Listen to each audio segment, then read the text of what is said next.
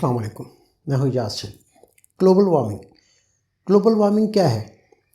Climate change اور global warming میں کیا فرق ہے؟ گلوبل وارمنگ کی وجوہات کیا ہیں؟ ہماری زمین اس سے کس حد تک متاثر ہو رہی ہے؟ اس کے ہماری زمین پر کیا اثرات مرتب ہوتے ہیں؟ پاکستان اس سے کس حد تک متاثر ہو رہا ہے؟ اس سے کیسے بچا جا سکتا ہے؟ آئیے جانتے ہیں۔ دیکھا جائے تو آج دنیا کو سب سے زیادہ خطرہ جس چیز سے ہے وہ ہے گلوبل وارمنگ۔ ساری دنیا کے لیڈر اس مسئلے کے حل کے لیے سر جوڑ کر بیٹھے ہیں، مگر اس کا کوئی خاطر خواہ حل نہیں نکل پا رہا۔ ہماری زمین اور سمندر کا درجہ حرارت جب اوسط سے بڑھ جاتا ہے تو اسے گلوبل وارمنگ کہتے ہیں۔ یہ تقریباً 15 ڈگری سینٹی گریڈ ہوتا ہے۔ اب گلوبل وارمنگ کی وجہ سے یہ ٹیمپریچر سال بہ سال بڑھتا جا رہا ہے۔ 15ویں صدی سے لے کر اب تک یہ ٹیمپریچر تقریباً 0.9 ڈگری سینٹی گریڈ تک بڑھ چکا ہے۔ اگر گرمی کی حدت کی وجہ سے آرکٹک اوشن پگھلنا شروع ہو جائے تو سطح سمندر تقریباً 70 میٹر بلند ہو جائے گی اور دنیا کے بڑے بڑے ساحلی شہر ڈوب جائیں گے، اور اس میں ہمارا شہر کراچی بھی شامل ہے۔ کراچی ہمارے ملک کا سب سے بڑا اور اہم شہر ہے، لیکن اسے گلوبل وارمنگ سے شدید خطرہ لاحق ہے۔ آرکٹک اوشن کے بعد دنیا کے دوسرے بڑے گلیشیئرز پاکستان میں موجود ہیں۔ یہ کوہ ہمالیہ کے گلیشیئرز ہیں۔ پاکستان میں 7000 گلیشیئرز موجود ہیں جو کہ آہستہ آہستہ پگھل رہے ہیں۔ یہ پچھلے 100 سال میں جس رفتار سے پگھل رہے تھے، اس صدی میں یہ 10 گنا زیادہ تیزی سے پگھل رہے ہیں۔ پاکستان میں موجود 40% گلیشیئر پگھل چکے ہیں، جس کی وجہ سے مستقبل میں پانی کی شدید قلت کا سامنا ہو سکتا ہے۔ کلائمیٹ چینج اور گلوبل وارمنگ میں کیا فرق ہے؟ کلائمیٹ چینج گلوبل وارمنگ کی وجہ سے ہوتی ہے۔ گلوبل وارمنگ کی وجوہات کیا ہیں؟ آئیے جانتے ہیں۔ اس کی سب سے بڑی وجہ انسانی سرگرمیاں ہیں۔ سائنسدانوں کے مطابق کلائمیٹ چینج میں 95% اضافہ ہیومن ایکٹیویٹیز کی وجہ سے ہوتا ہے۔ 19ویں صدی کے بعد دنیا میں انڈسٹریلائزیشن میں بے پناہ اضافہ ہوا، جس کی وجہ سے کاربن ڈائی آکسائڈ کا اخراج بڑھتا چلا جا رہا ہے۔ اس کو گرین ہاؤس ایفیکٹ کہا جاتا ہے۔ گرین ہاؤس ایفیکٹ کیا ہوتا ہے؟ آئیے جانتے ہیں۔ گرین ہاؤس شیشہ پلاسٹک کا بنا ہوا ایک کمرہ ہوتا ہے اور اسے سردیوں میں پودوں کو گرم رکھنے کے لیے استعمال کیا جاتا ہے۔ توانائی حاصل کرنے کے لیے اور انڈسٹری کو چلانے کے لیے ہم بہت زیادہ مقدار میں ایندھن جلاتے ہیں۔ کاربن ڈائی آکسائڈ ہوا میں اسی طرح کام کرتی ہے جس طرح گرین ہاؤس کا شیشہ۔ گرین ہاؤس کے شیشے سے سورج کی شعاعیں بآسانی اس کے اندر آ سکتی ہیں، لیکن یہ شیشہ گرین ہاؤس میں پیدا ہونے والی حرارت کے کچھ حصے کو باہر نہیں نکلنے دیتا، جس کی وجہ سے گرین ہاؤس کا درجہ حرارت کم نہیں ہوتا۔ اسی طرح فضا میں موجود کاربن ڈائی آکسائڈ زمین کی حرارت کو ایٹماسفیئر سے باہر نہیں نکلنے دیتی، اور یوں کرائرز کا درجہ حرارت مسلسل بڑھ رہا ہے۔ کاربن ڈائی آکسائڈ ایک گرین ہاؤس گیس ہے جو کہ سورج کی تپش کو اپنے اندر جذب کر لیتی ہے، اور اس کی وجہ سے زمین آہستہ آہستہ گرم ہوتی جا رہی ہے۔ سائنسدانوں نے 2014 میں OCO2 سیٹلائٹ اسپیس میں لانچ کیا تاکہ وہ فضا میں جا کر زمین کے کاربن ڈائی آکسائڈ کے سگنیچر کے بارے میں ہمیں آگاہ کر سکیں۔ اس سیٹلائٹ سے ہم کاربن ڈائی آکسائڈ کی مانیٹرنگ کے لیے مسلسل ڈیٹا لے رہے ہیں۔ یہ سیٹلائٹ 50 سال تک گلوبل کاربن سائیکل کو مانیٹر کرے گا۔ گلوبل کاربن سائیکل کیا ہوتی ہے؟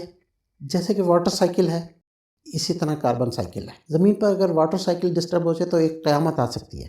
اسی طرح کاربن سائیکل متاثر ہونے سے بھی شدید مشکلات آ سکتی ہیں۔ انڈسٹریلائزیشن سے پہلے کاربن ڈائی آکسائڈ جنگلات کے جلنے کی وجہ سے ایٹماسفیئر میں جاتی تھی، اور پھر سمندر اور درخت اسے دوبارہ اپنے اندر کھینچ لیتے تھے۔ پھر جب دوبارہ جنگلات میں آگ لگتی تھی تو یہ دوبارہ ایٹماسفیئر میں جاتی تھی، اور اس طرح یہ سائیکل چلتا رہتا تھا۔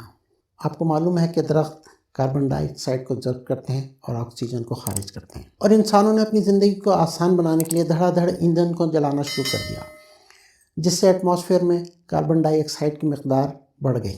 درختوں کو انسانوں نے کاٹنا شروع کر دیا، تو جو چیزیں کاربن سائیکل کو پورا کر رہی تھیں وہ تو انسانوں نے ختم کر دی۔ اس کے نتیجے میں کاربن ڈائی آکسائڈ ایٹماسفیئر میں جمع ہونا شروع ہو گئی، اور اس کے نتیجے میں زمین کا ٹیمپریچر بڑھتا چلا گیا، اور اس سے گلوبل وارمنگ شروع ہو گئی۔ انسان آج زمین کے بڑھتے ہوئے درجہ حرارت کی وجہ سے بہت پریشان ہے۔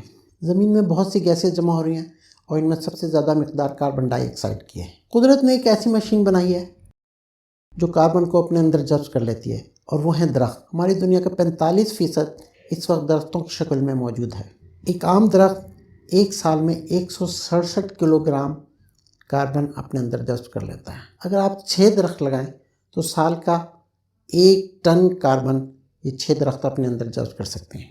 مختلف درخت مختلف مقدار میں کاربن کو اپنے اندر جذب کرتے ہیں، تو ہمیں ایسے درخت زیادہ اگانے چاہیے جو زیادہ سے زیادہ کاربن کو اپنے اندر جذب کر سکیں۔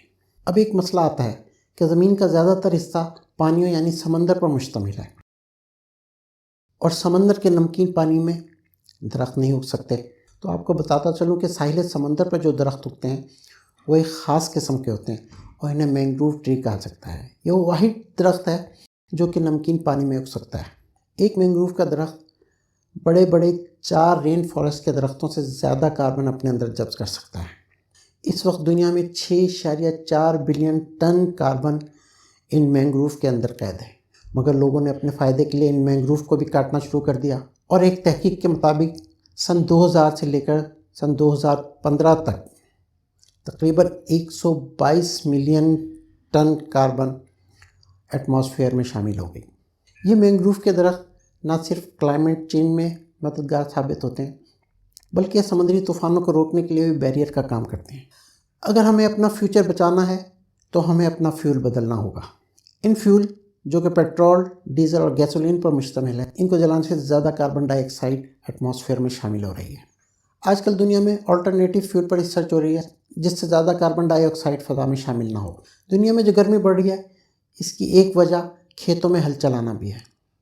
اب آپ سوچ رہے ہوں گے کہ ہل چلانے سے کیسے گرمی بڑھ سکتی ہے، تو آئیے جانتے ہیں۔ ہل چلانے سے ہماری زمین کا ٹیمپریچر آہستہ آہستہ بڑھ رہا ہے۔ آپ جانتے ہیں کہ درخت اپنے اندر کاربن کو جذب کرتے ہیں اور یہ کاربن ان کے تنوں اور جڑوں میں موجود ہوتا ہے۔ درختوں کے پتے جب گرتے ہیں تو ڈیکمپوز ہونا شروع کر دیتے ہیں اور چھوٹے چھوٹے مائکروبس ان کو کنزیوم کر کے انرجی حاصل کرتے ہیں۔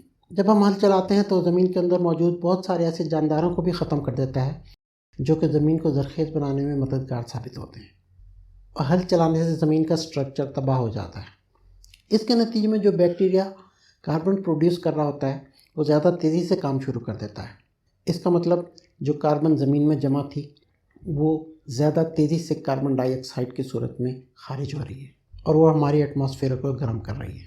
ایک ریسرچ کے مطابق امریکہ میں جو گرین ہاؤس گیسز ہیں ان کا 10% ہل چلانے سے آتا ہے۔ اس کا حل یو سی برکلے کی ایک سائنسدان ونڈی سلور نے نکالا۔ وہ کیلیفورنیا کی گراس لینڈ پر ریسرچ کر رہی ہیں۔ انہوں نے دیکھا جو ہم کھانا کھاتے ہیں وہ بہت سارا ضائع بھی ہو جاتا ہے اور وہ کچرے میں پھینک دیا جاتا ہے، اور وہاں پر آکسیجن کم ہونے کی وجہ سے وہاں پر بہت سارے مائکروب پیدا ہو جاتے ہیں، اور یہ مائکروبس آہستہ آہستہ کھانے کو کنزیوم کر کے امونیا گیس بنانا شروع کر دیتے ہیں۔ امونیا گیس ایک بدبودار گیس ہے جس کی اسمیل ہمیں بہت دور سے ہی آنا شروع ہو جاتی ہے۔ ونڈی سلور نے ایک فرٹیلائزر بنانا شروع کر دی ان بچے ہوئے کھانوں سے، فروٹ سے اور درخت سے گرے ہوئے پتوں سے۔ اس نے اس بچے ہوئے کھانے کو آکسیجن کے ساتھ ٹریٹ کیا جس کی وجہ سے ان میں مائکروبس پیدا نہیں ہوئے، اور مائکروبس نہیں ہوں گے تو امونیا گیس خارج نہیں ہوگی۔ یہاں آپ کو ایک بات بتاتا چلوں کہ امونیا گیس بھی ایک گرین ہاؤس گیس ہے جو گلوبل وارمنگ میں اضافہ کرتی ہے۔ یہ کاربن ڈائی آکسائڈ سے بھی زیادہ سخت ہے۔ اس امونیا فری فرٹیلائزر پر 10 سال سے ریسرچ ہو رہی ہے۔ یہ کمپوسٹ کی شکل میں ہوتی ہے اور اس کو ایک بار سپرے کرنے سے اگلے 3 سال تک زمین پر دوبارہ سپرے کرنے کی ضرورت نہیں رہتی۔ اس کے علاوہ پلانٹ کی گروتھ 78% بڑھ جائے گی۔ اس کے علاوہ مٹی کا کاربن بھی 30% بڑھ جاتا ہے۔ ہمیں فیوچر میں ایسی ہی پروڈکٹس چاہیے جو کہ گلوبل وارمنگ کو کم کر سکیں۔ گلوبل وارمنگ کو کم کرنے کے لیے ساری دنیا کو مل کر کوشش کرنا ہوگی، اور ہمیں انفرادی طور پر بھی اس کوشش میں شامل ہونا چاہیے۔ ہر شخص کو اپنا حصہ ڈالنا ہے اس مشکل سے نکلنے کے لیے، اور کچھ نہیں تو ہر شخص کم از کم ایک درخت لگا کر ہی گلوبل وارمنگ کو کم کرنے میں اپنا حصہ ڈال سکتا ہے۔ اپنے اور اپنے چاہنے والوں کا خیال رکھیے۔ اللہ حافظ۔